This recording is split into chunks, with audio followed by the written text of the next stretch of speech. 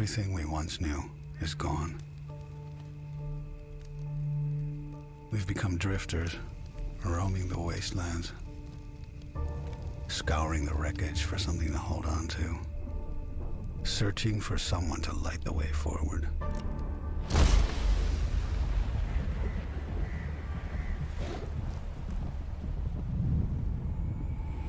What's up everybody, I'm Rassi and welcome to another video.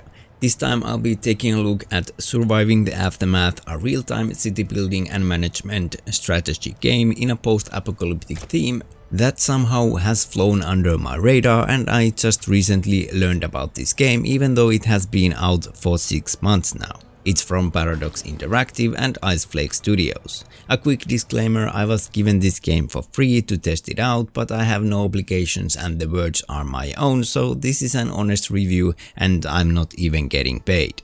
This game is available for PC from Steam and Epic Games Store, but it's also available on Nintendo Switch, Xbox One and PS4, however I cannot say anything about those versions and will only focus on the PC version. Even though Surviving the Mass is made by a completely different studio under the same publisher, Surviving the Aftermath follows its footsteps with similar gameplay. In Surviving the Aftermath, the world is destroyed and it's up to you and your colonists to try to survive and eventually rebuild the world.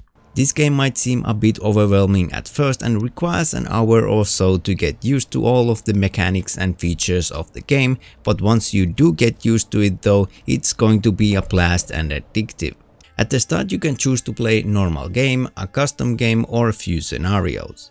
In custom game you can pretty much adjust all the settings for your game, and that's what I did. These vary from things like how often do catastrophes happen to what your starting resources will be. Each of the settings you choose will add to the overall difficulty percent and change how the map is randomly generated, so each new game will be slightly different while the core gameplay will stay the same. Once finished with the settings, you will begin with a single colonist and it's time to place your campsite and start building the basics of your colony. After placing the basic structures, you can shoot a flare to invite the first colonists to join you and start the game. At this point you'll slowly gather more resources and build more structures to accommodate to the basic needs of your colonists like housing and food. There are various of different resources to gather and refine, and more of these become available through researching the various tech trees. There are 5 different tech trees that unlock new buildings or enhance your current ones. These are research with science points, which you can only get by sending your specialists to locations on the world map which provide these points, or by building research outposts on the world map that provide passive science point income. At the start of the game, researching requires you to make some planning on what your colony benefits the most from. Once your colony comes to the point that it can finally build a gate, the game will open up vastly and start slowly snowballing while simultaneously become more and more addictive, because the gate will allow multiple of different things to happen, such as more colonists might join you, bandits might arrive with their demands requiring you to make some choices, wandering merchants might visit your colony, and you can use the gate to send your specialists out on the world map. Speaking of specialists, at the start of your game, depending on your custom game settings, you got to choose 2 specialists. These are units you can control yourself to various activities like gathering food or other resources or defend your camp. You can even send your specialists to do activities on the world map, such as scavenge for resources, scout for new areas, or fight bandits. You have maximum of 10 specialist slots, and new specialists arrive to your camp at certain intervals, or they can join when new colonists arrive. Since the game is set on an apocalyptic theme, there are occasionally catastrophes that you have to deal with. Fire will rain down from the sky, winter storms or massive drought might happen, freezing the lakes or destroying your crops, and sometimes the wildlife is more hostile than you'd want it to be as you explore the surroundings of your base. The game will notify you when these catastrophes are going to happen, so you have some time to prepare, and they all provide a nice little added challenge to the overall experience. Each of your colonists has a face, a name and a life cycle. If they joined your colony as a children, they will eventually grow up to adults and start contributing to your workforce until they grow old and become elders.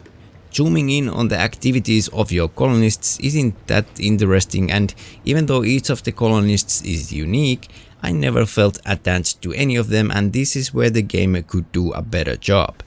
Occasionally you get bits and pieces of the background story and the lore of the world via quests like take out half of the bandits of certain sectors on the world map, and sometimes there are random events that require you to make choices, but they are there to only add flavor and direction to the core gameplay, which is of course managing your colony. The graphics and audio are as good as you could hope for, and since the focus is so much on management, they aren't that important anyways, but they are more than enough. The UI is clean and easy to understand, even though at first it might seem a bit overwhelming. The icons are clear and colorful, and the hand-drawn visuals are pleasing. The music, ambient and sound effects all come together nicely, complementing to the core gameplay mechanics, and the voice acting is good.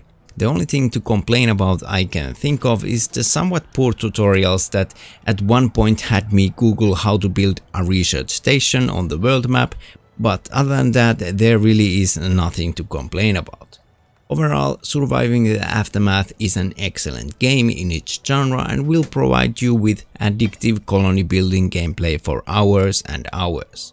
I definitely recommend giving it a try if you find this genre at least somewhat interesting, and honestly, had I not gotten the game for free, I'd purchased it myself if I would have known about it. But anyways, that's about it. Make sure to like and subscribe for more gaming content, and leave a comment if you find this video useful. Thank you for watching, have a great rest of your day, and I'll see you in the next video.